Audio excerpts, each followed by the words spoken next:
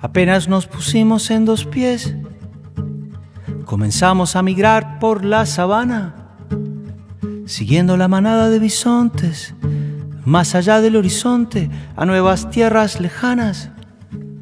Los niños a la espalda y expectantes, los ojos en alerta, todo oídos, olfateando aquel desconcertante paisaje nuevo, desconocido.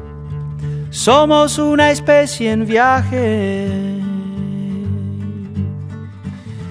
No tenemos pertenencias, sino equipaje.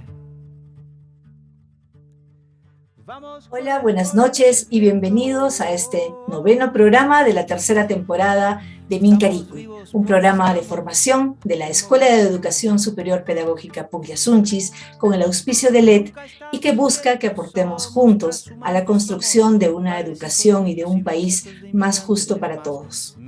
Como saben, en Mincaricui buscamos compartir con ustedes experiencias y propuestas alternativas a lo convencional, miradas desde orillas diferentes de la educación y de la vida misma.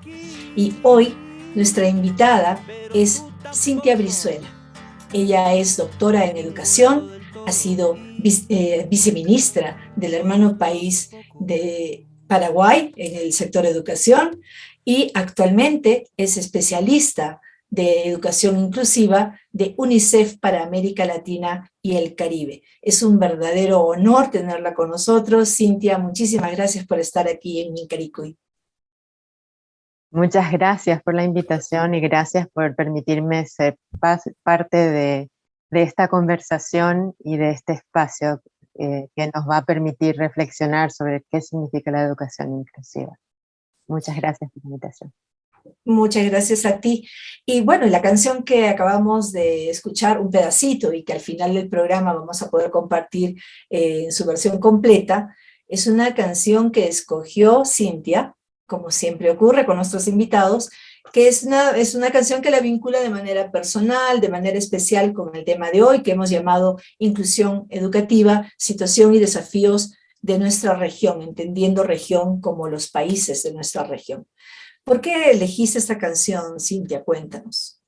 Sí, la canción se llama Movimiento, y movimiento refleja lo que significa educación. Cuando hablamos de educación hablamos de transformación, hablamos de un proceso, hablamos de un cambio, hablamos de una evolución, y eso implica moverse, cambiar, avanzar.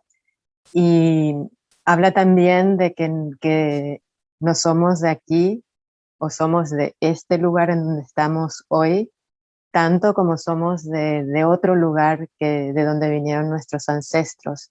Y evoca esa tradición del respeto de lo que somos, pero lo que somos es transformación, es movimiento. Entonces, si queremos que algo se muera, déjalo quieto, dice al final la canción. Ya les conté el final de la canción, y les invito de hecho a buscar en Google y encontrar la versión original, oficial de la canción, que también está filmada de una manera extraordinaria, y no les voy a contar más de eso para que puedan buscarlo.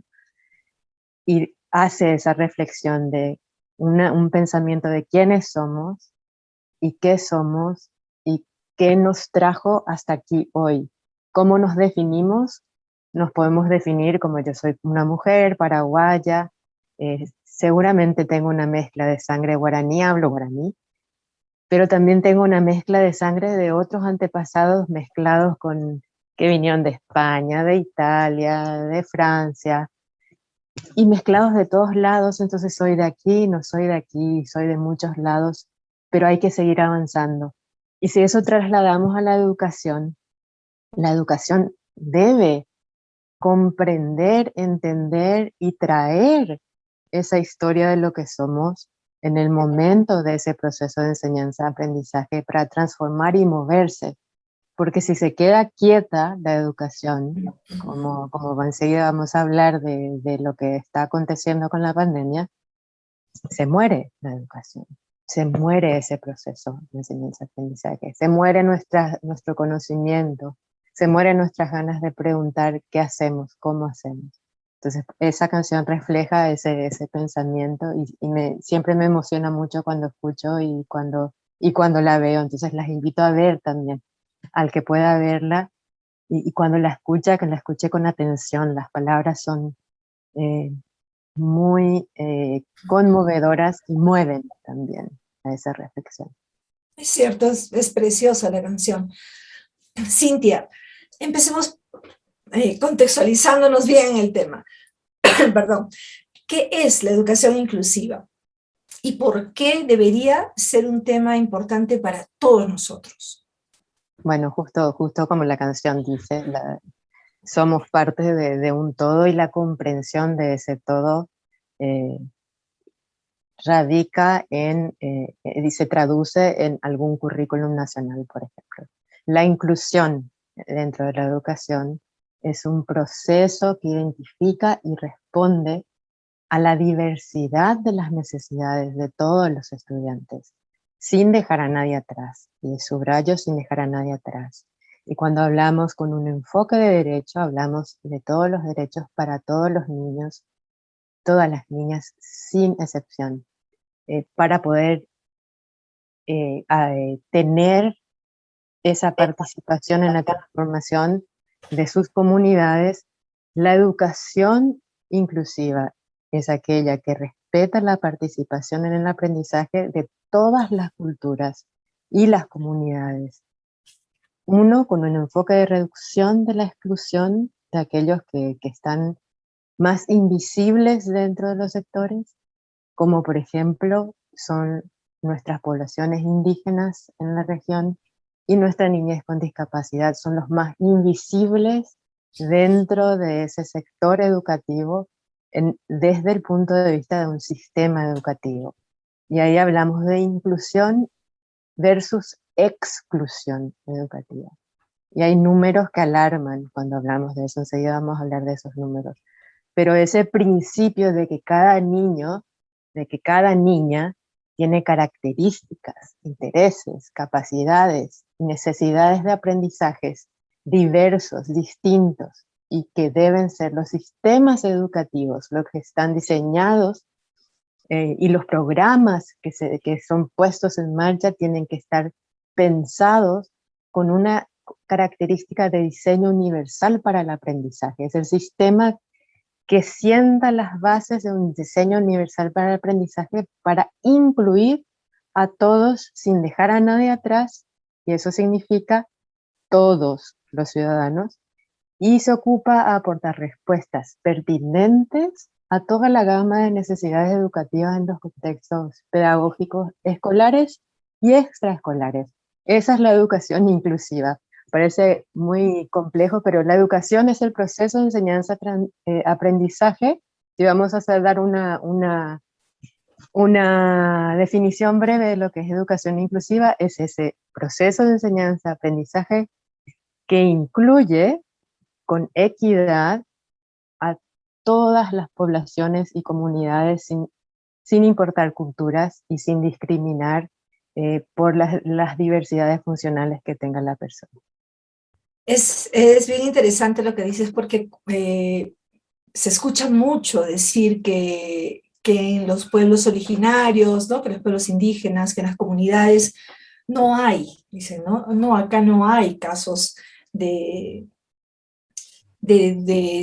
niños o de adolescentes con habilidades diferentes, ¿no? Con capacidades diferentes. Pero obviamente no están fuera del mundo, ¿no?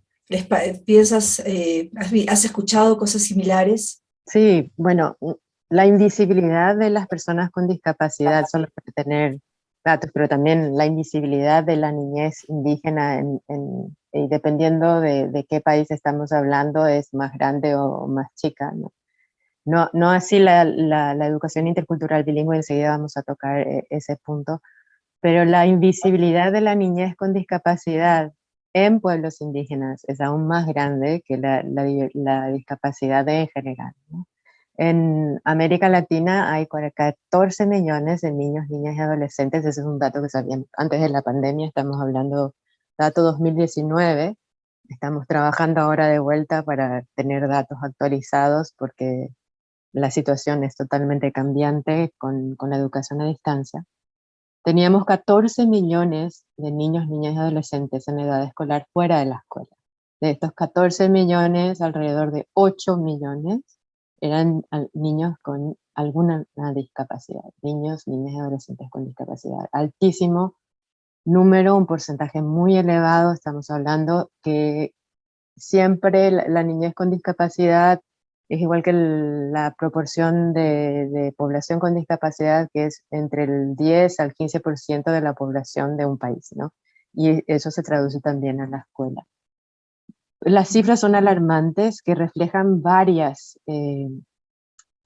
tiran varias conclusiones. Y la conclusión de exclusión educativa es muy fuerte, ¿no? Y de segregación. La educación especial de los años 50 y 60 en el mundo, que dio origen a mucho trabajo pedagógico de adecuación curricular para diferentes tipos de funcionalidades del estudiante, diferentes maneras de aprender. Y recordemos que la discapacidad la pone el ambiente, por eso se llama persona con discapacidad, dice la convención. Y porque cada niño con o sin discapacidad tiene habilidades diferentes, entonces para ser bien específicos, la educación especial atiende a la discapacidad funcional del aprendizaje, aunque nosotros hablando mal y pronto decimos atiende al niño con al discapacitado, y no, en realidad es el ambiente que discapacita, eso quiero subrayar, ¿no? Entonces, esa situación de los años 50 y 60 dieron un fuerte empuje a la segregación o a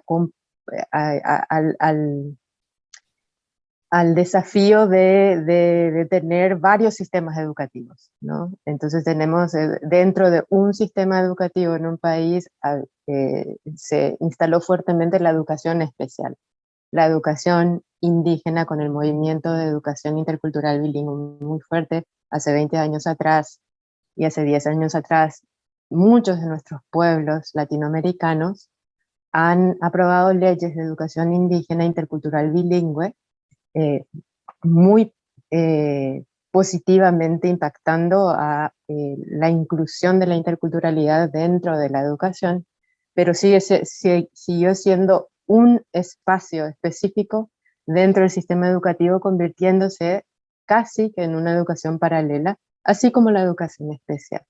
Cuando hablamos de una visión de educación inclusiva, es que toda la educación, todo el sistema educativo, es decir, desde el aprendizaje de la educación y la formación docente, no debería ser una formación docente para profesores de la educación indígena, una formación docente para los profesores que van a enseñar en educación especial. La educación no es especial, la educación es educación. Y la disfuncionalidad de nuestros sistemas educativos dieron origen a la necesidad de crear respuestas, y entonces se fueron dando estas situaciones. Y luego se crearon mecanismos como los que tenemos ahora, en donde traducir un diseño universal de aprendizaje, que no lo aprendemos todavía en las escuelas docentes, en muchas de nuestras escuelas de formación docentes, traducir todo lo que aprendimos y convertirlo en un diseño universal de aprendizaje en el aula es complicado. Por supuesto que existen niños y niñas con discapacidad que son de pueblos originarios, pueblos indígenas. Conozco, UNICEF está asociada a eh, una organización indígena con una lideresa que tiene una discapacidad, y ella es abogada internacional de la inclusión de la niñez indígena con discapacidad. Tiene que ver con muchas cosas culturales, ¿no? Nuestra cultura de la inclusión tiene que ver, o nuestra falta de cultura de la inclusión tiene que ver con todo lo que aprendimos culturalmente, con las normas culturales que aprendimos, cuando hablamos del respeto a la cultura, hablamos de los aspectos positivos culturales, pero tenemos también aspectos negativos que hemos desarrollado en nuestras normas culturales de comportamiento, que es inconscientemente, yo quiero creer eso, ¿verdad? Porque conscientemente va a ser más fácil si es consciente inclusive, porque va a ser más fácil de erradicar la discriminación y el estigma, esta necesidad que tenemos de catalogar a los alumnos y de tenerlos, no es más que una necesidad, es una parte de nuestra norma de comportamiento. Y la discriminación y el estigma viene generalmente por el desconocimiento. Y lo que pasa con nuestra niñez con discapacidad o con nuestra niñez, con un estudiante que tiene alguna dificultad en el aprendizaje cuando viene al aula, si tiene un diagnóstico, decimos que en el fondo creemos que este niño no puede aprender. Y ese estigma que está escondido y que ni siquiera sale al consciente de nuestro pensamiento, ese es la mayor dificultad para concebir la educación inclusiva que definimos al principio, ¿no? ¿Cómo incluimos a todas las culturas? Sí hay metodología, sí se puede aprender, sí tenemos varios ejemplos en escuelas, inclusive en Perú, por ejemplo, hay varios ejemplos de escuelas inclusivas, de escuelas que se están transformando. Hay maestros en todo el mundo que han dado ejemplos de cómo se puede hacer, sí se puede hacer. Me extendí un poco con tu pregunta, pero espero haber contestado. La respuesta es sí, sí existen casos de niños con discapacidad. Sí, yo voy a seguir saliéndome un poquito de las preguntas que más o menos habíamos compartido, ¿no? Porque todo lo que, bueno, las cosas que estás diciendo las vinculo inmediatamente con, por supuesto, con mi propio ejercicio y con el espacio en el que he trabajado por tantos años, que es el Colegio Pucllashunchis, que es una escuela inclusiva, o que busca, ¿no? Busca de todo corazón serlo, ¿no? Y yo recuerdo mucho el ingreso del primer estudiante con síndrome de Down a la escuela, y fue en el año 99, cuando no se hablaba realmente de educación inclusiva, donde no teníamos ninguna obligación, digamos, formal de parte del Ministerio de Educación de hacerlo, pero no fue el primer estudiante con habilidades diferentes, ¿no? Era, digamos, más evidente, ¿no? Sus características eran notorias, ¿no? Pero teníamos otros estudiantes con capacidades distintas, ¿no? Con ritmos de aprendizaje diferentes, con formas de aprendizaje diferentes con las que ya habíamos estado trabajando, pero a lo que quería llegar era que la riqueza, ¿no? La riqueza de tener estudiantes con habilidades diferentes en un aula, en una misma aula en la que los chicos con toda apertura y frescura y sin ninguna capacitación comparten la vida y el aprendizaje, ¿no? Tú eres maestra, Cintia. Sabes que si es que no has tenido esta formación, ¿no? Por la que apuestas, porque la formación de maestro debería ser una formación de maestro inclusivo, o sea, simplemente, ni siquiera con el título, probablemente, simplemente ser maestro es esto, ¿no? ¿Cuál crees que es el principal desafío de un maestro que no ha pasado por esta formación ideal, ¿no? ¿Crees que has visto experiencias, has visto maestros que han roto sus esquemas y han podido dirigir su trabajo de manera positiva hacia una educación inclusiva? Te cuento una experiencia reciente del 2019, cuando nos podíamos mover por el campo. Entonces, cuando llegué a Panamá, estoy residiendo en Panamá. Cuando llegué a Panamá, fui a visitar una escuela indígena y me conmovió, me emocionó ver a una maestra de primer grado de una escuela muy pequeñita, perdida en el medio de la nada, con ningún recurso, como son muchas de nuestras escuelas rurales, ¿no? Con el único recurso real que tenía la escuela, aparte del techo y de dos paredes, porque no había más que dos paredes, y el techo, era la maestra. La maestra y el deseo de desarrollar potenciales en sus alumnos. La maestra tenía una niña sorda del pueblo indígena que se llama Nove. Y era una niña sorda con unos ojos brillantes y un deseo de aprender que se sentía. Y creo que la maestra sentía y la maestra se emocionaba. La maestra inventó un mecanismo de comunicación y aprendió las señas básicas en lengua de señas, porque no había señal de internet en el lugar donde estábamos. Pero cuando ella iba a su casa tenía internet, y entonces con su teléfono ella aprendió sobre qué es la lengua de señas, investigó su curiosidad, su deseo de aprender y de saber, su deseo de investigar. Y lo principal es que ella no tenía ni un prejuicio sobre la niña con diagnóstico de sordera y con la niña con esta discapacidad auditiva. No tenía ningún prejuicio la maestra. Era alguien que me impresionó. Es una de mis alumnas y necesito que ella aprenda todo. Aprendió y le enseñaba lengua de señas porque no había modelo lingüístico en la comunidad, no había ninguna otra persona sorda.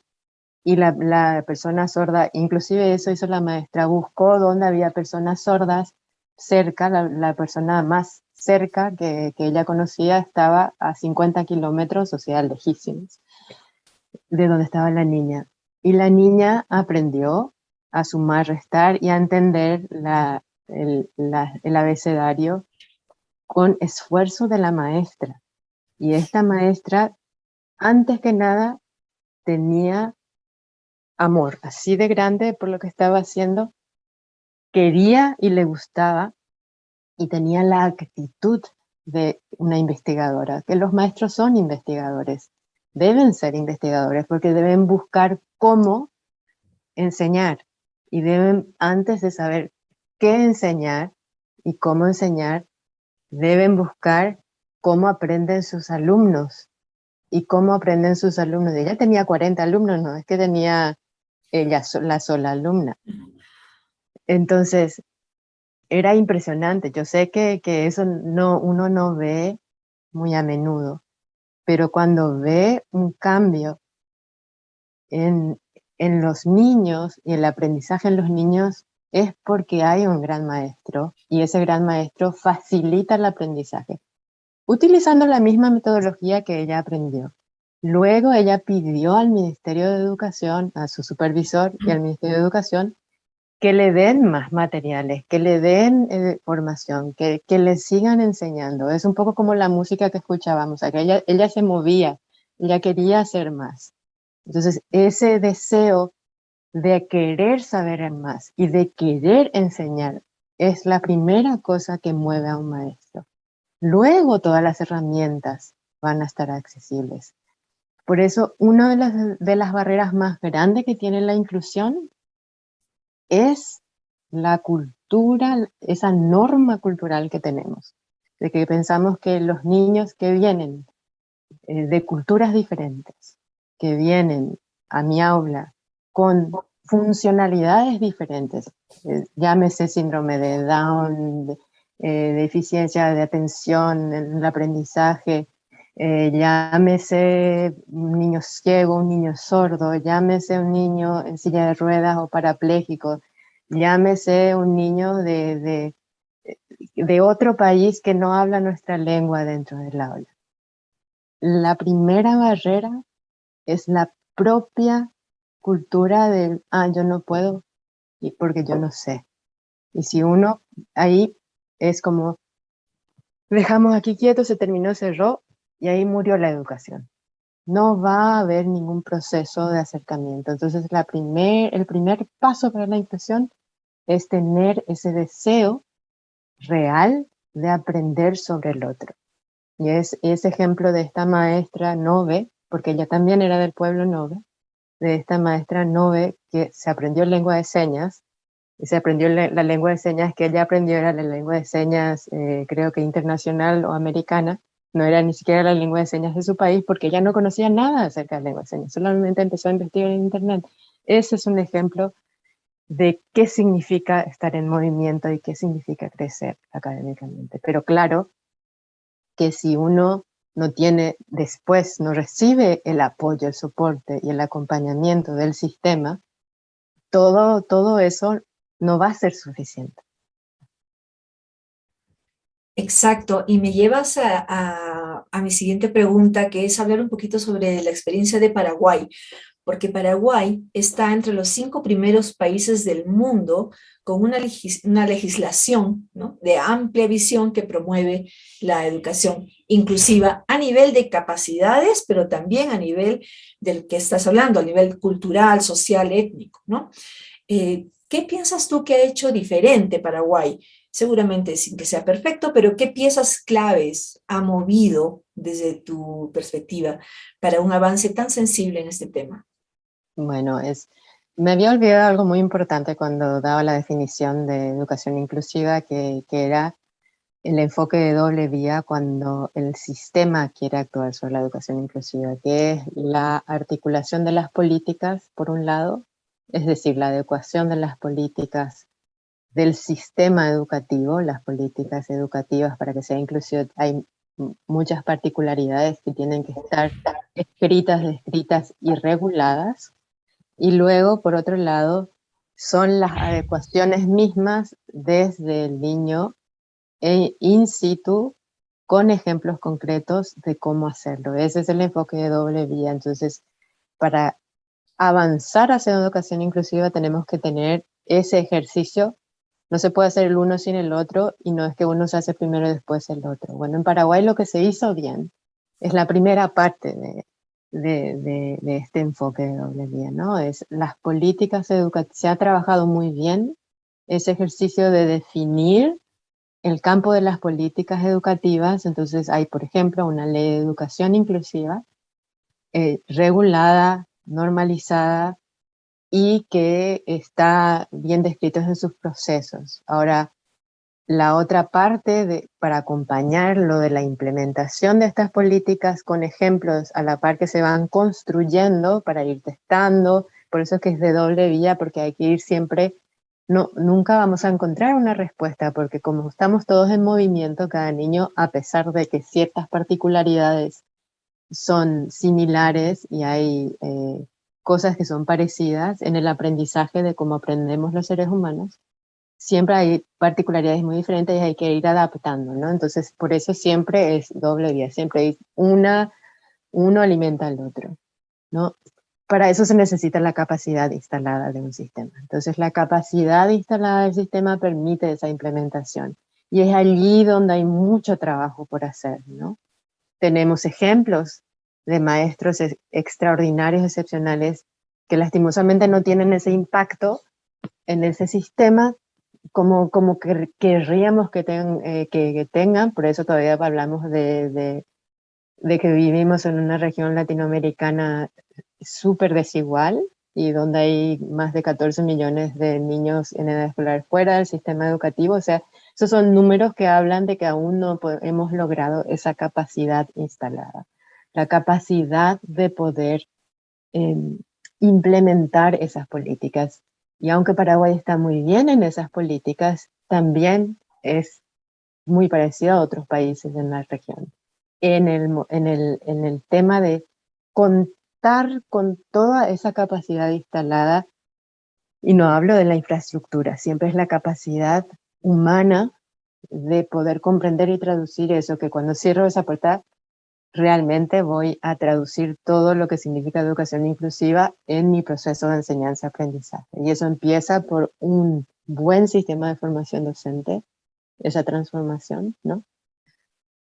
Y por supuesto viene también, el sistema tiene que tener paralelamente todo el sistema apoyando con materiales, con recursos eh, eh, adecuados, con infraestructura adecuada, etcétera. Eso es secundario al principal componente de la educación, que es el alumno, el maestro, alumno, alumno, maestro, ¿no? Entonces, si esos dos componentes no llegan al aula en la misma situación, no vamos a poder lograr. Entonces, por más de que tengamos las políticas, que ya es un paso enorme, si no tenemos la capacidad instalada, va a ser un poco difícil de que logremos, de la misma manera que logramos las políticas, logremos alcanzar una verdadera educación inclusiva. Es sorprendente, es como que todos los países andinos, por lo menos los más cercanos a nosotros, dicen lo mismo, ¿no? O sea, pasan por lo mismo. O sea, la legislación está, las leyes están.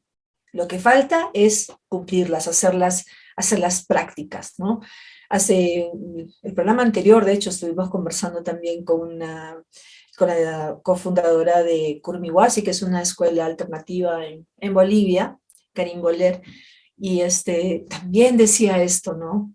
O sea, cuando le preguntábamos, ¿qué soñarías si tú fueras, si pudieras cambiarlo todo, ¿no? Hacer algo diferente como ministra de Educación, por decir, ¿qué harías? Y ella decía, pues que se cumpla la normatividad, que se cumplan las leyes que existen, ¿no? Y lo mismo pasa en nuestro país también, no es que tengamos una mala legislación, ¿no? Pero bueno, ahí estamos en la lucha, Cintia. Sí, bueno, pero otra vez simplificando es que ¿por dónde podemos empezar? O sea, si es que hablamos del sistema educativo, el sistema es más difícil de mover.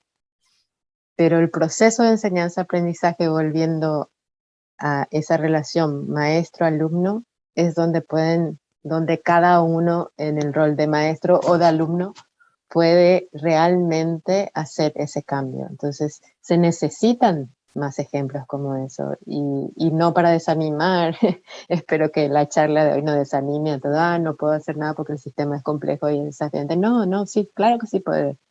Se puede si cada uno hacemos ese ejercicio y nos comprometemos como maestros o como alumnos de hacer ese proceso de cambio, porque cuando estamos en el proceso de aprender a ser maestros y tenemos el rol de alumno, es también nuestro deber y nuestro ejercicio de empezar esa práctica inclusiva. De nuevo, el desconocimiento hace que tengamos esta cultura, esta norma cultural y este comportamiento cultural de exclusión. ¿Y a qué me refiero? Eso que solamente quería volver a eso porque de repente parece que no podemos hacer nada, todo está así y bueno, no puedo cambiar, sí podemos cambiar. Sobre todo esa norma cultural y ejemplos concretos de cambio. Esa norma cultural, cuando decimos, por ejemplo, la inclusión de la niñez con discapacidad, no, eso es muy difícil, yo no voy a poder hacer. En realidad, si uno ve contextos inclusivos en donde niños con y sin discapacidad están jugando juntos, aprendiendo juntos, eh, los niños no tienen ningún prejuicio ni preconcepto, así como esta maestra, ningún prejuicio ni preconcepto, solamente le tocó vivir eso y aprendió de eso. Y luego su prejuicio y su preconcepto cuando fue a aprender fue muy diferente, ¿no? Porque fue algo más, es natural. Y es por eso que la inclusión es importante y es buena, porque es algo natural convivir y aprendemos a aceptar una visión diferente, una definición diferente de las cosas, una cosmovisión diferente sobre el planeta cuando hablamos de interculturalidad. Aprendemos a, por ejemplo, un niño sordo que se comunica con señas, en lengua de señas, que aprendemos que las señas están en un contexto lingüístico y que es otra lengua, así como el guaraní, así como el aymara, así como el quechua, así como el español, así como el inglés. La lengua de señas, otra lengua. Y había sido que es también intercultural bilingüe y es fascinante ver cómo eso ocurre. Y luego eso se convierte en algo natural que con el conocer hace ese cambio de nuevo. Entonces, cuando desconocemos, ignoramos algo, tenemos miedo de conocer y porque nos va a obligar a cambiar cuando conocemos algo. Entonces ahí nacen los prejuicios. Es muy importante hacer ese ejercicio cuando somos docentes de a ver con qué prejuicios vengo hoy yo a dar clases. Pablo Freire hablaba de praxis cuando eso, ¿no? Entonces que tenemos la teoría de saber cómo enseñar, pero si es que yo solo me voy a basar en lo que yo aprendí así sin tener en cuenta del ejercicio de cómo yo estoy hoy y por qué estoy así, y cuando entro ver cómo están mis alumnos y por qué están así, y hago ese ejercicio de adecuar mi metodología y mi pedagogía a esa necesidad de ese momento, entonces no voy a hacer, no voy a tener una conexión y no voy a poder hacer esa transformación. Cintia, tienes una carrera ascendente en UNICEF, ahora en UNICEF para América Latina y el Caribe. ¿Qué es lo más satisfactorio que te ha tocado vivir a nivel profesional o a nivel personal desde este lugar, ¿no? O sea, UNICEF es una institución tan grande a nivel mundial, tiene mucha incidencia, sin duda, ¿no? En las políticas de Estado. ¿Qué logros, qué desafíos también son los más importantes con los que te has encontrado? Bueno, el trabajar para eso. En este momento estoy trabajando sobre el cambio de esa norma cultural, por eso estoy hablando de eso en este momento, ¿no? De lo que significa el estigma y por qué hay estigma y discriminación para la inclusión educativa, por ejemplo. Entonces, ¿de dónde nace? ¿Por qué es así? Por el desconocimiento. Pero también me ha tocado ver eso en aulas, ver la transformación de lo que significa tener materiales educativos en formatos accesibles. Ahora que estuvimos en pandemia y que la educación se vio sacudida globalmente, nuestra región no dejó de ser una excepción y nuestra región se está recuperando lentamente todavía. Hay muchas situaciones de educación a distancia, ¿no? La virtualidad de llegar de maneras diferentes a las casas y a los alumnos ha sacudido a la educación en todo el mundo, ¿no? Y esa transformación que de repente, al no tener ningún material educativo y de poder haber contribuido para que lleguen algunos materiales de forma impresa o a través de, de tablets digitales a diferentes alumnos, o de poder haber contribuido a tener accesibilidad en la escuela o comunidad X en varios puntos de nuestra región que eran totalmente inaccesibles. Eso me sigue dando ganas de continuar y de continuar viendo. Fue muy satisfactorio. Y en lo personal también, ver cómo un niño sí pudo ser incluido porque de repente tuvo acceso a libros que nunca había tenido antes, ni antes de la pandemia, eh, porque hicimos un trabajo para que llegue el niño, pero esa transformación de contar con el material y de contar con esa interacción del maestro que llega a la casa y hace la tarea una vez a la semana con el alumno, y de haber contribuido con espacios de pensamientos, de hacer las cosas de una manera diferente, y de tener ahora espacios en donde pensar una educación que tiene que ser diferente, porque fuimos obligados a pensar de una manera diferente. Me emociona ese desafío.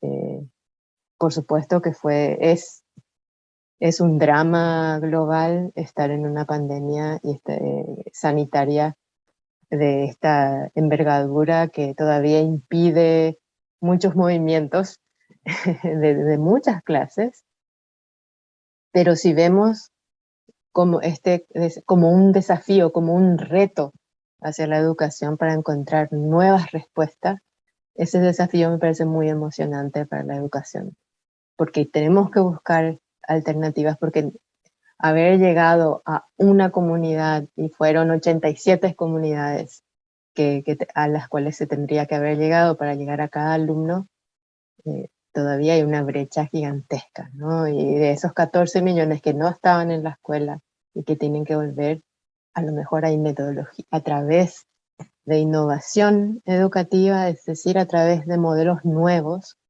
y de una verdadera educación inclusiva con un diseño universal de aprendizaje, se pueden pensar nuevas formas de hacer que el sistema educativo deje de excluir, ¿no? Sea más inclusivo. Entonces, ese reto, me parece, ese desafío en el cual ahora estamos pensando, desde UNICEF hay una nueva estrategia educativa, hay un movimiento sobre la educación a distancia, la accesibilidad, no solamente el mundo digital, pero qué significa llegar a cada niño, el reto de los objetivos del desarrollo sostenible, que al 2030 nadie debe quedar atrás. O sea, América Latina tenemos este número, este gran desafío de qué significa eh, que todas las organizaciones, no solamente de las Naciones Unidas y otras organizaciones locales y redes, qué significa responder a ese reto. Y ese gran desafío de sentarnos a la mesa, repensar la educación y repensar la participación y qué significa el enfoque de derecho, todos los actores deben estar sentados a la mesa, es uno de los desafíos eh, más emocionantes en el cual estoy en este momento. Entonces, sí, hay mucho por hacer eh, y el reto grande que tenemos es que no sabemos muy bien todavía cuáles son las respuestas adecuadas para la educación. Hay varios ejemplos, hay varias iniciativas particulares, nacionales, regionales, continentales, que pueden servir como ejemplo, pero todavía no sabemos realmente hacia dónde va a ir la educación. Sabemos que tiene que ser inclusiva, sabemos que tiene que respetar estos aspectos que recién hablamos, de la interculturalidad, de la funcionalidad del aprendizaje. Todos los conocimientos que hemos acumulado en un siglo de desarrollo de la educación no deben estar perdidos, al contrario, deben alimentar a una nueva respuesta que tenemos que encontrar.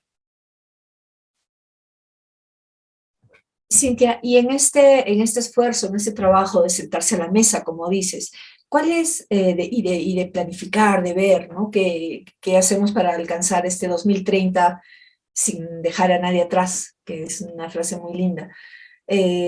¿Cuál es la participación precisamente de los pueblos originarios? ¿Cómo participan ellos? ¿Hay aporte? ¿Cómo funciona?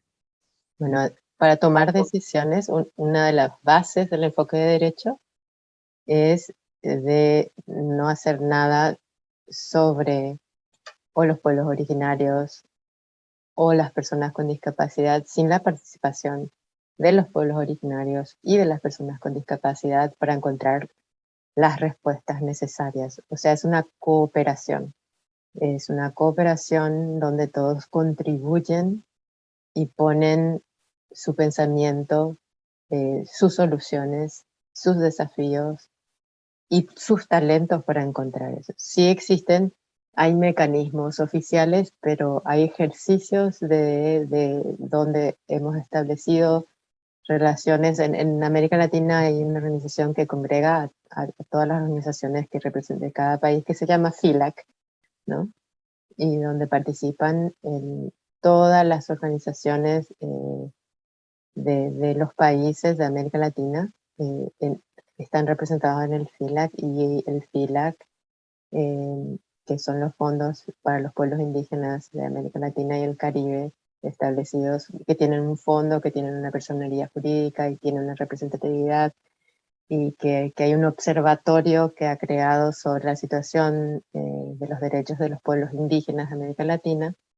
Han incorporado un componente de educación y estamos trabajando con el FILAC para compilar y hacer ya está terminado, un mapeo de la educación intercultural bilingüe con todos los materiales que están disponibles y los repositorios de materiales de la educación intercultural bilingüe de la región. Muy pronto, de hecho, vamos a tener publicado en esta página que va a ser como, es literalmente un mapa, y es un portal donde podemos ver aquellos países que han colaborado con este ejercicio.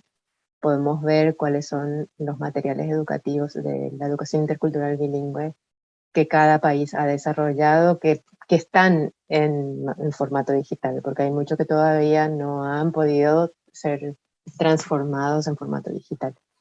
Ese es un ejercicio que estamos haciendo con el FILAC y que han sido consultadas las organizaciones de pueblos indígenas. Y eso siempre es muy importante porque quien sabe de la cultura son los que practican la cultura, ¿no? Y entonces si queremos aprender, tenemos que preguntar y tenemos que conocer. Es muy básica ese concepto, a veces no lo practicamos siempre, ¿no? Cuando queremos encontrar una solución para la educación de la niñez y no incluimos, no le preguntamos a los niños cómo se sienten cuando están aprendiendo, tampoco vamos a hacerlo bien. Es por eso que tenemos que conocer al sujeto de aprendizaje y tenemos que entender cómo aprendemos, pero tenemos que querer, o sea, para planificar, ya que estamos hablando con futuros maestros, ¿cuál es la base de la planificación educativa? Son todas preguntas. ¿Qué enseñar? ¿Cómo enseñar? ¿Cuándo enseñar? ¿Y para qué enseñar? Son las 4 preguntas básicas para elaborar un currículum, para elaborar una planificación educativa, para poder planificar un día de clase. Y es la misma cosa que tenemos que hacer cuando vamos a planificar estrategias educativas. Pero para responder esas preguntas hay actores claves. Y el alumno es uno de los actores claves, ¿no? Y que generalmente tiene la respuesta más innovadora de por qué enseñar y cómo enseñar, cómo quieren los alumnos aprender. Eso es muy importante. Sí, gracias por compartir todo esto, Cintia. Y dijiste bien, este programa, bueno, llega al público en general, pero con especial foco en estudiantes de educación, en maestras y maestros también, ¿no? En ejercicio. Desde tu experiencia, ¿cuánto piensas, cuánto puede hacer una maestra, un maestro por sus niños, niñas y adolescentes con habilidades diferentes, provenientes de sectores excluidos también? ¿Cuánto puede hacer? Puede hacer un mundo de diferencia. Y el primer paso es realmente incluirlos en la clase. ¿Qué quiere decir eso? Que el alumno que viene con una disfuncionalidad particular, puede ser simplemente que tiene, no sé, solo un problema de atención, ya necesita una adecuación en la metodología, es decir, en la práctica pedagógica que voy a realizar, porque no hay una sola manera de aprender. Hay un sinnúmero de maneras de aprender. Hay un universo de maneras de aprender y entonces hay un universo de maneras de enseñar. No debo enseñar matemática de una sola manera, debo enseñar matemáticas de por lo menos 10 maneras diferentes. Y si ya incluyo esa práctica en mi manera de enseñar cotidiana, si he identificado o no, haya identificado o no en mi clase niños con o sin discapacidad, mi manera de enseñar debe ser una manera que sea universal y que cambie todos los días. El maestro realmente, cuando tiene una práctica basada en un diseño universal de aprendizaje, adecua su práctica a la situación y se siente mejor porque es exitoso, porque sus alumnos, un maestro, cuando ve que sus alumnos entienden lo que él está explicando y luego lo aplican y luego ya aprendieron, y cuando hace una evaluación, ¿cómo se hace una evaluación? Pregunta y el alumno responde y le da una respuesta acertada. El maestro, ese es el mayor aliciente para el maestro. El maestro se siente súper bien porque se da cuenta que hay un progreso en el aprendizaje. Entonces, el maestro primero debe conocer a su alumno, no dejarlo en una esquina y solo decir y tener lista la representatividad de que mi aula es inclusiva porque el alumno está. No, yo debo conocer al alumno. Y cuando yo daba clases, también di clases en la universidad, ¿no? Siempre el mayor ejercicio que un maestro puede hacer, principal ejercicio, es de conectarse con el alumno. Conectarse significa, yo cuando estoy hablando, primero busco de conectarme con la mirada. Esa es la primera conexión. Luego, para conectarme, ¿qué tengo que hacer para saber si estoy conectada o no con el otro? Le pregunto, ¿me entendiste? A ver, repetime lo que te dije. Entonces, ese es el paso básico para la conexión y empezar a conocerse. Pero es muy importante conocer de verdad al alumno para saber cómo voy a planificar mi clase. No porque el alumno tenga 7 años, sabemos que esa característica va a ser A, B, C, D, E, F, G, J, H, hasta allí, y el alumno eso va a aprender. No, tenemos que saber cómo tiene preparado ese alumno. Entonces, por eso hay evaluaciones de diagnóstico, ¿no? Que a veces están mal aplicadas, pero el primer paso es conocer al alumno para poder incluir. Y luego pedir ayuda si no sabemos cómo hacerlo. Eso, ¿no? Qué importante, porque a veces es como que el profesor lo sabe todo y normalmente, bueno, no normalmente, pero cuesta a veces preguntar, ¿no? A quien sí sabe, ¿no? A quien le funcionan bien las cosas también, ¿no? Uh-huh. Cintia, muchísimas gracias por habernos acompañado hoy, por este tiempo delicioso contigo. Muchas, muchas gracias. Muchas gracias por el tiempo. Espero haber respondido a algunas de las preguntas que me diste, y espero también haber contribuido por lo menos a esa reflexión de que cada uno podemos hacer algo para que nadie quede atrás. Hermoso, muchas gracias, Cintia. Y bien, llegamos al final de este Mincaricui. Déjenme, como siempre, recordarles que cada uno de nuestros programas es luego convertido en un resumen radial de 10 minutos, justamente pensando en aquellas personas, aquellos estudiantes de educación, aquellos maestros y maestras que viven en zonas alejadas y que no tienen facilidad de acceso a Internet, puedan recibir estas conversaciones deliciosas que podemos tener. Estos programas se emiten a través de 3 emisoras radiales de gran alcance en la región. Estamos hablando de Radio Santa Mónica, Radio Inti Raymi y Radio Quillabamba. Recuerden también que esta y todas las entrevistas que tenemos en Mincaricui quedan luego publicadas en nuestro canal de YouTube. Está como EESP Pucllasunchis, y en nuestra página de Facebook encuentran los enlaces para ver las entrevistas y también para los resúmenes radiales de cada semana. El próximo viernes tendremos como invitado a Walter Velázquez, este maestro que se puso muy de moda por estas estrategias hermosas que tiene con Kipi la robot. Así que vamos a poder conversar con él, conocer sus experiencias, cómo nació ese querido personaje que va caminando junto con él por las alturas de Huancavelica. Los dejo ahora con la canción que eligió Cintia para nosotros para hoy, Movimiento, de Jorge Drexler. Y bueno, nos vemos el próximo viernes. Gracias por haber estado con nosotros y chao. Apenas nos pusimos en 2 pies, comenzamos a migrar por la sabana, siguiendo la manada de bisontes, más allá del horizonte, a nuevas tierras lejanas. Los niños a la espalda y expectantes, los ojos en alerta, todo oídos, olfateando aquel desconcertante paisaje nuevo, desconocido. Somos una especie en viaje. No tenemos pertenencias, sino equipaje.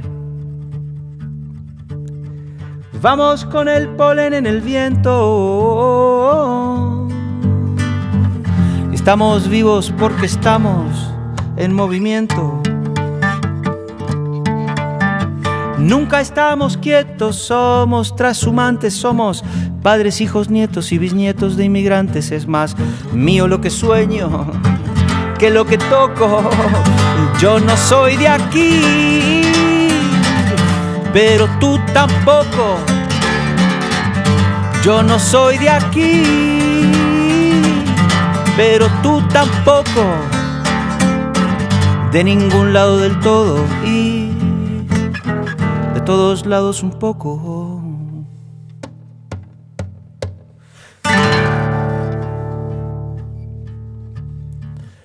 Atravesamos desiertos, glaciares, continentes, el mundo entero de extremo a extremo. Empecinados, supervivientes, el ojo en el viento y en las corrientes, la mano firme en el remo. Cargamos con nuestras guerras, nuestras canciones de cuna, nuestro rumbo hecho de versos, de migraciones, de hambrunas. Y así ha sido desde siempre, desde el infinito. Fuimos la gota de agua viajando en el meteorito. Cruzamos galaxias, vacío, milenios. Buscábamos oxígeno.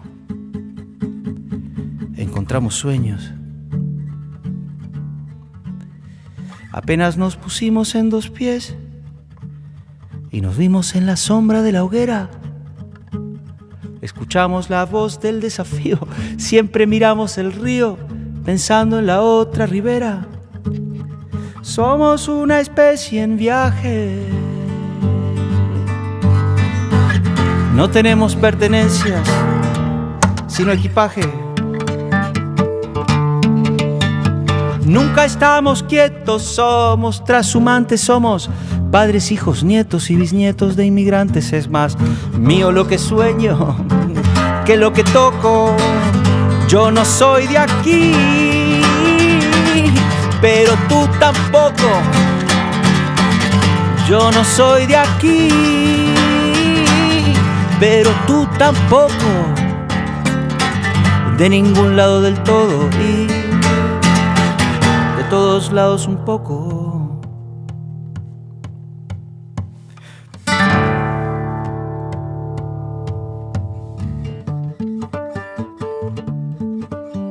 Lo mismo con las canciones, los pájaros, los alfabetos. Si quieres que algo se muera, déjalo quieto.